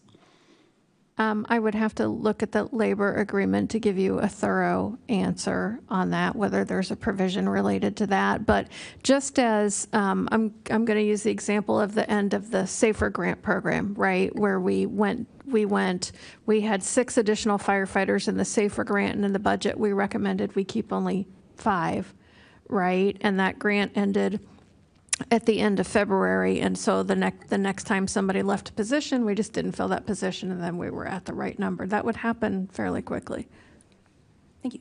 But I would still be interested in kind of union things on downsizing. So I'm going to interject one thing because I had a question about turnover when I first came on city council, and I was told pre-pandemic that a typical turnover rate was anywhere from 3 to 6 people per year. That's what I was told when I was asking about turnover. So I don't know if that's accurate now after pandemic, but that's what was told to me back in 2016. Thank you. Okay, so do you have any other questions, Grace? No. Okay, we are going to start the clock. Okay, got Yep, the clock. it's going. Cool, thank you. I do just have concerns. I know that it's hard to fire an officer even with good cause, with FOP protections and pushback, so I just have concerns and saying we're going to hire officers and then reconsider down the road. I hear with turnover, hopefully that is fine, but I don't think we're going to be able to just downsize officers that easily. And to respond once again to, I think maybe Sharice, your question was directed at me about the alternative response. I'm saying that we don't know what that program would look like yet, right? Because we just hired a new facilitator and we still need to convene the task force and come up with a plan for that. We have heard that there is a desire for it not to be led by the police department, but we don't know what that model will look like. Speaking for myself and some other conversations and research, I think it is definitely a possibility that there would be officer co-response to situations. And I am hopefully, if this looks like this community engagement program is going to continue on, even without reading the proposal and the policy, I imagine, that at least maybe we can pivot and have them work with the alternative response program if we do decide that's the route we want to go. I would recommend we just hold some of this money in our reserves and give some time to formulate it. I think the task force will be meeting in the next month or two, hopefully. And again, we can hear more from LEAP next week. But I think that we are limiting ourselves in the future by spending money on a separate program that undermines what we've been working on holistically as an alternative response that could have the possibility to partner with police and have new positions. Not saying it will or not, because we still need to create that whole program. So at this moment, the possibilities are endless and unknown because we haven't created what that program would look like yet. But the budget is not endless, and it is known, and it is only $300,000 per year with a little one-time extra. All right, thank you. Anybody else? I have a question. Yes.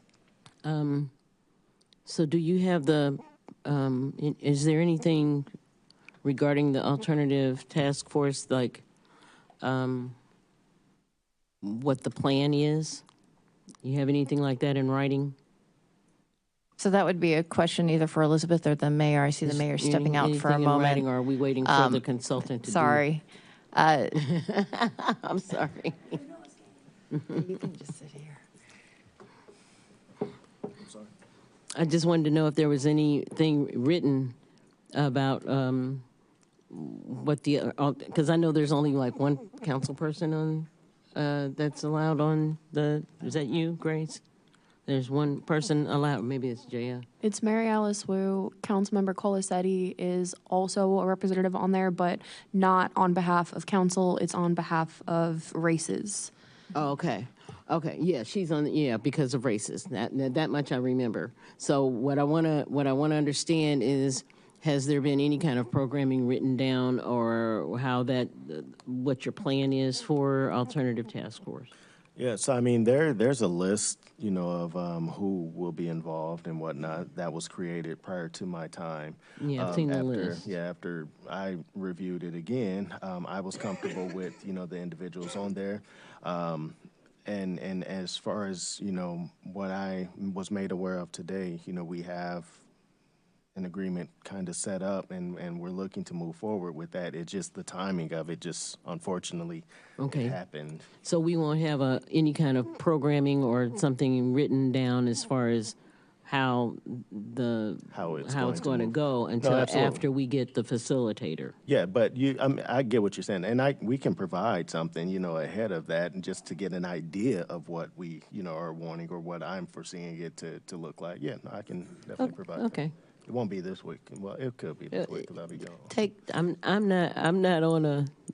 Listen, take y'all have time. 4 years. What's one more week? Yeah, no, I'm joking. That was a Exactly. joke, guys. I'm sorry. Sorry.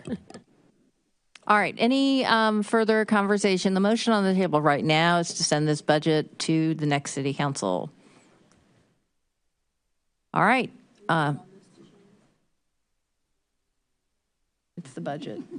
Don't you go anywhere. Where do you think you're going? Are we going to do roll call vote? We can do a voice vote, can't we? Yeah, all right. All those in favor? I request a roll call, please. Okay, all right. Roll call. Councilmember Wu, Yes. Councilmember Evans, Yes. Councilmember Hersey, Yes. Councilmember Bishop, Yes. Councilmember Wilkin, No. Councilmember Quisenberry, Yes. Mayor Williams. Yes. All right, that motion passes. Thank you very much. I think the mayor can go get some water now.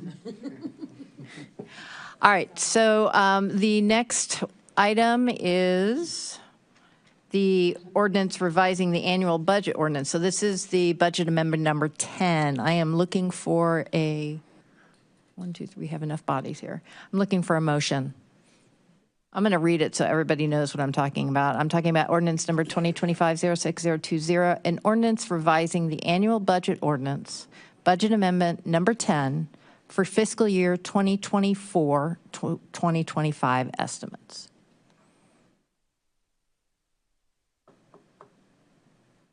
Chandra. I'll move approval of ordinance number 2025-06-020, an ordinance revising the annual budget ordinance, budget amendment number 10, fiscal year 2024-2025 estimates onto City Council for approval on the regular agenda. Second. Moved by Chandra, seconded by Sharice. Discussion. James. Just since we've talked a bit since all of this was introduced, I just want to confirm that when we're voting on this, we're voting on the changes to the current budget to reflect what's going to happen for the future budget. Correct. This is the one budget amendment that happens during the year. The ordinance is actually written a little bit differently. So you'll see section 1 talks about the budgets revised to match the FY25 estimate column from the budget book. And then the exhibit here is the additional changes. So it's basically making it look like we knew what we were doing when we made the budget, right? Because we're changing it to what actually happened.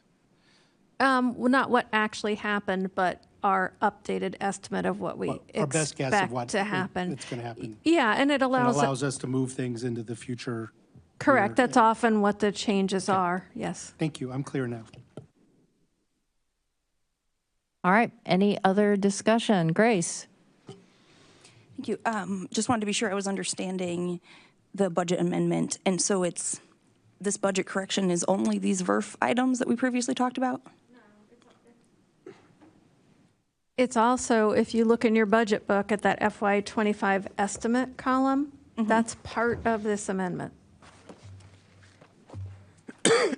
So all of our budgets are being amended to match that FY25 estimate column. Okay, so the FY25 estimate that we're looking at in our printed book is accurate. Substituting these VERF ones are different from the book, Right, is that it's right? all the changes in the book plus the changes that are listed on the exhibit. Okay, thank you. And then if I could go back to the VERF changes, I see that the reference page 159, which I appreciate, and found that in the budget, because it looks like the vehicle equipment replacement total fund, the estimate for 25 was 3 million, and 26 proposed is only 486,000. But we're rolling over 1 million-ish from 25 into 26. Is that the correct interpretation? Can you say that again?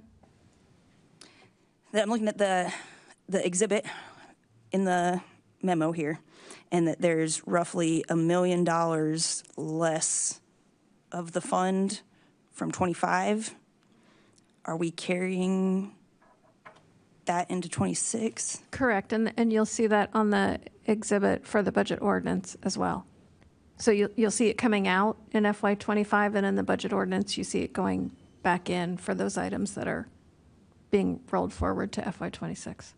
Okay, I see. And so just where it says, like on page 159, the very bottom right number that says FY '26 proposed for the VERF 486 some thousand, do we add $1 million to that from the 25 carryover? Correct, you add all the changes that are in the exhibit to the budget ordinance. Okay, so it's really 1.4 million rather than 0.4 million. Right, and when you get the final budget book, it will be shown that way. Okay, thank you. Any other discussion? All right, we're just going to take roll call because this is all budget. Will the clerk please call the roll? Councilmember Wu, Yes. Councilmember Evans, Yes.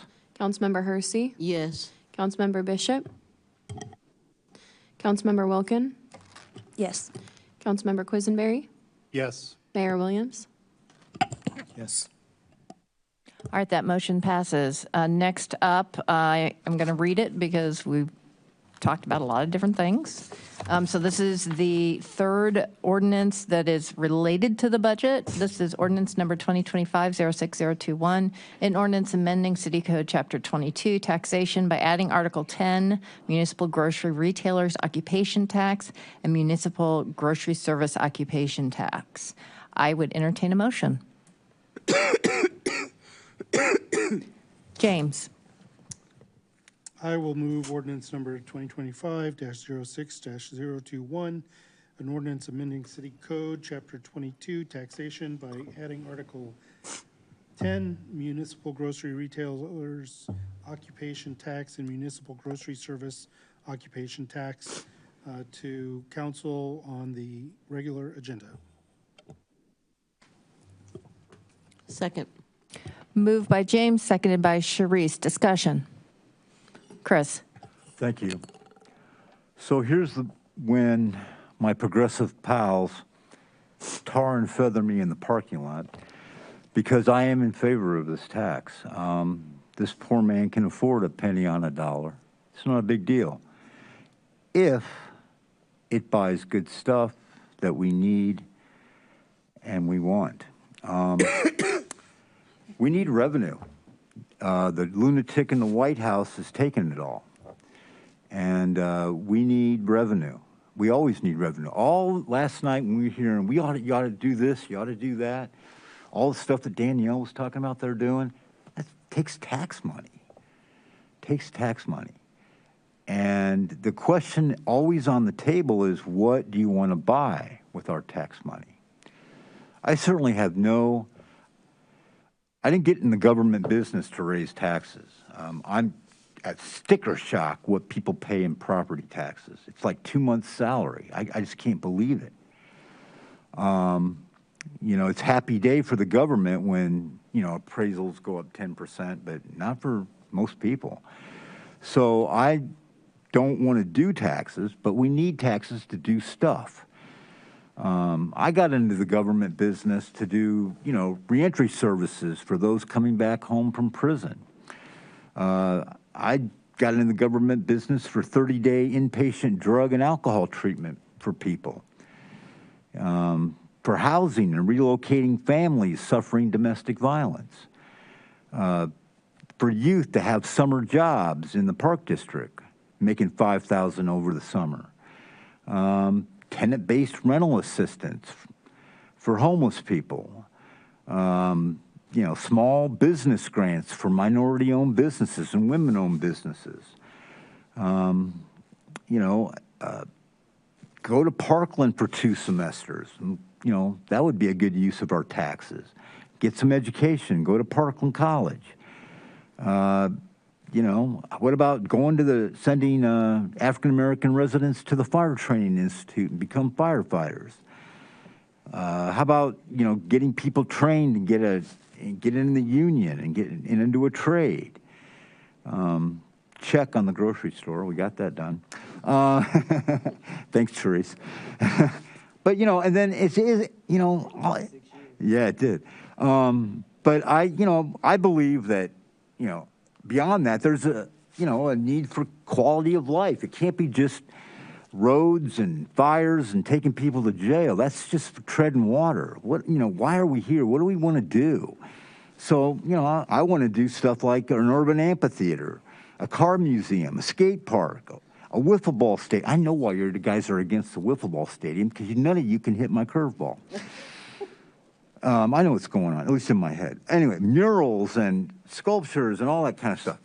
Point being, you need money for that. You need taxes. And so always the question is, what do we do with the tax? That's the real question, not, who it hits. I'm telling you, as a poor person, and maybe I'm wrong about this, and maybe, we could repeal it if it was too burdensome, but a penny on a dollar, if it's buying good stuff, why not? So I'm going to vote for this tax, and I'll see you in the parking lot. Thanks. All right. Anyone else? James? Yeah, thank you. And I know, Chris, there are a number of things we can agree on.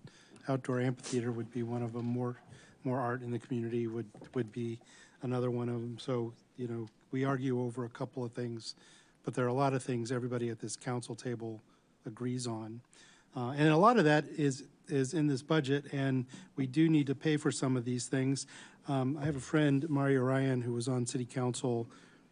I won't say how long ago. She probably wouldn't appreciate that, but we've been friends a while, and I saw her the other day, and I wish I had asked her the question of, how did you do this when you didn't have your laptop in front of you so you could look up interesting facts when things come up, right?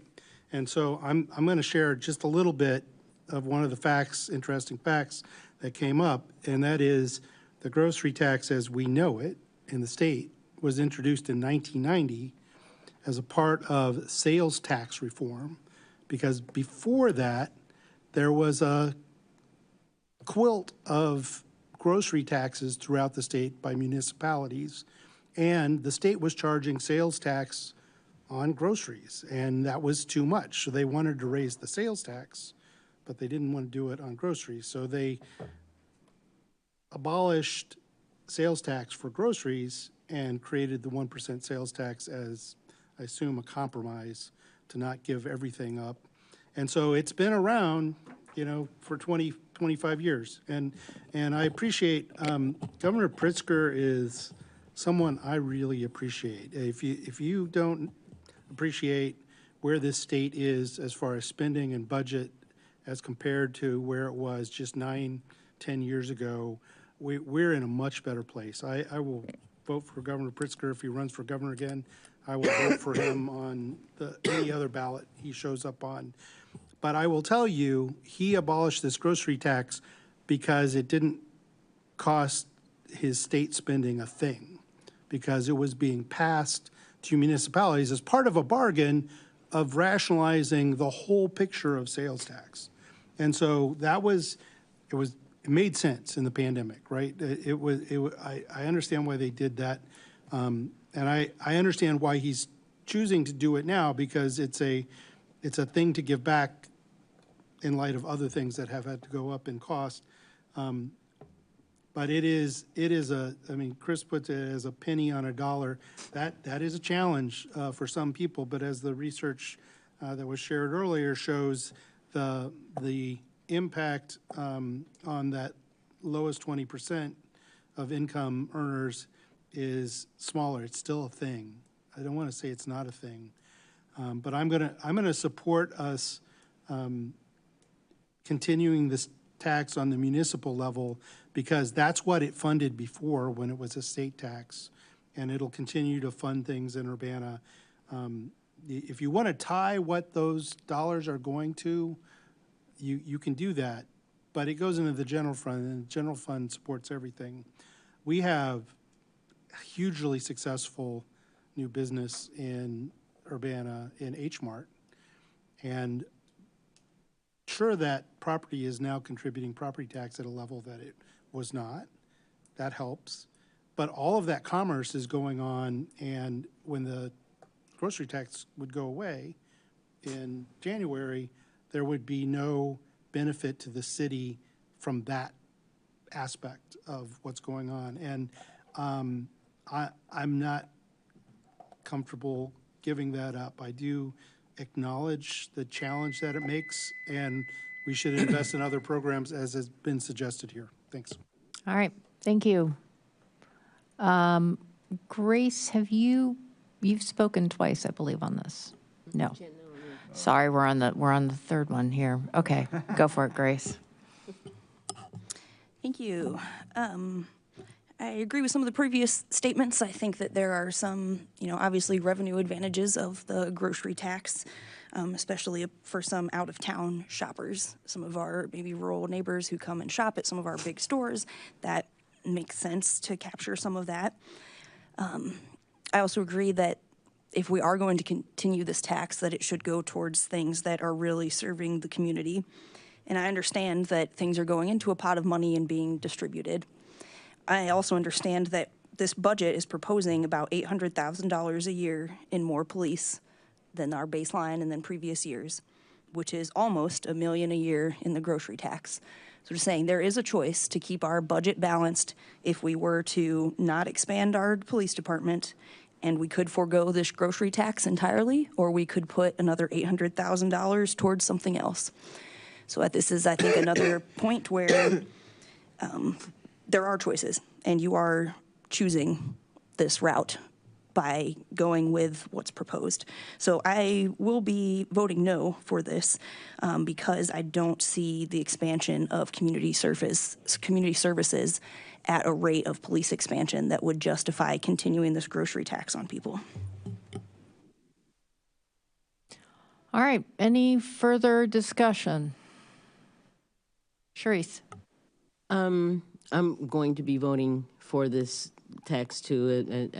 One thing that Chris and I do agree, we agree on a lot more than we want to say that we do. But yeah, it's a penny per dollar. And we've been doing it for several years. But the other thing that I think about is and Chris and I disagree about the fire stations, but I took a tour, and our fire stations that we have now have less square footage than my mom's house. So I don't have a problem with that. I don't know, and it's not been earmarked, and this tax I doubt has ever been really earmarked for any one thing or any one program or any one department. I think that it is something that is as needed, and we're lucky to have it because most of us do not have that in our budget.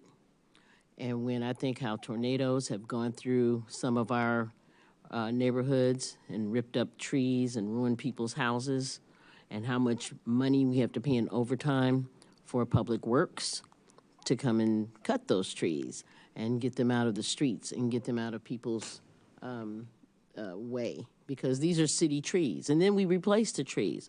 Grocery tax could very well be going for that too. So there's a lot of, because it's not earmarked doesn't mean that it is earmarked for one particular department or anything else. It just means that this kind of gives us a little leeway for the unexpected. And that unexpected can come in several different ways. We don't know. So that's why I will be voting in favor of this. All right, thank you. I think everybody who's wanted to talk has had a chance to say something. Will the clerk please call the roll? Councilmember Wu? Yes. Councilmember Evans? Yes. Councilmember Hersey? Yes. Councilmember Bishop? Councilmember Wilkin? No. Councilmember Quisenberry? Yes. All right, that motion passes. That's on to the next city council. Elizabeth Dunn, thank you very much for your time this evening. The final item on the agenda for tonight is council input and communications. Would anybody like to provide council input?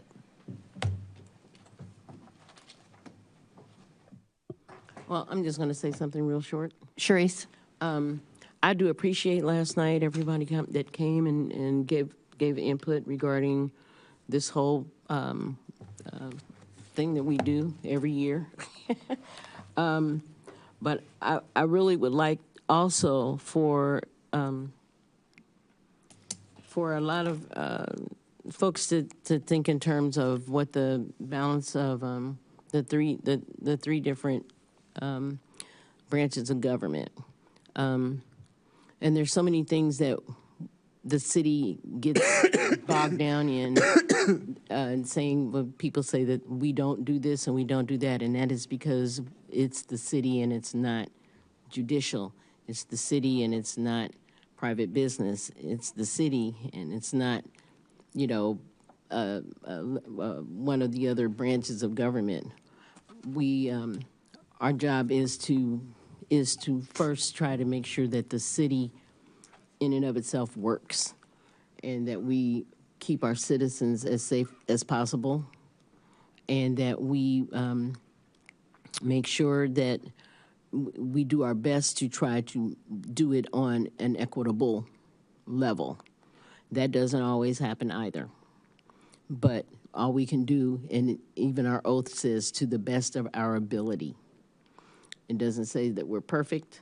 It doesn't say that we're going to do everything with perfection. But once again, I say thank God for that amendment thing that we can always amend.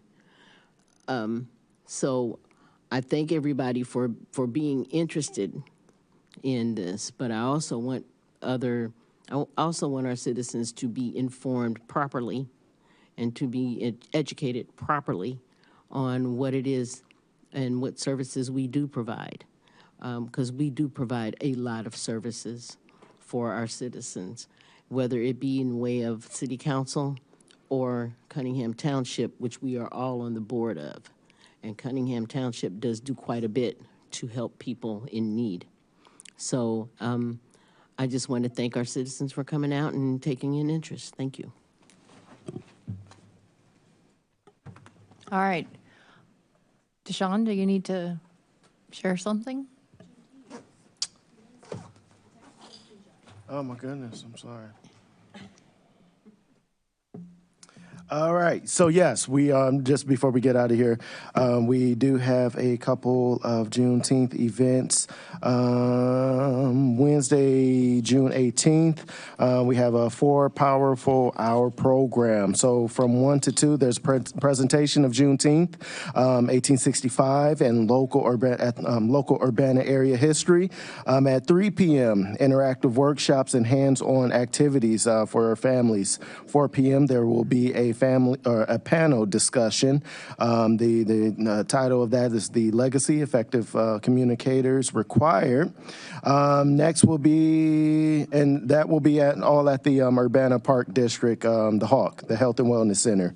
So hope that you all are able to attend. Obviously, you don't have to, spend the entire 4 hours there, but if you want to, please feel free to do so. So, yeah, thank you. All right. With no further business before this board, this meeting is adjourned. Thank you very much.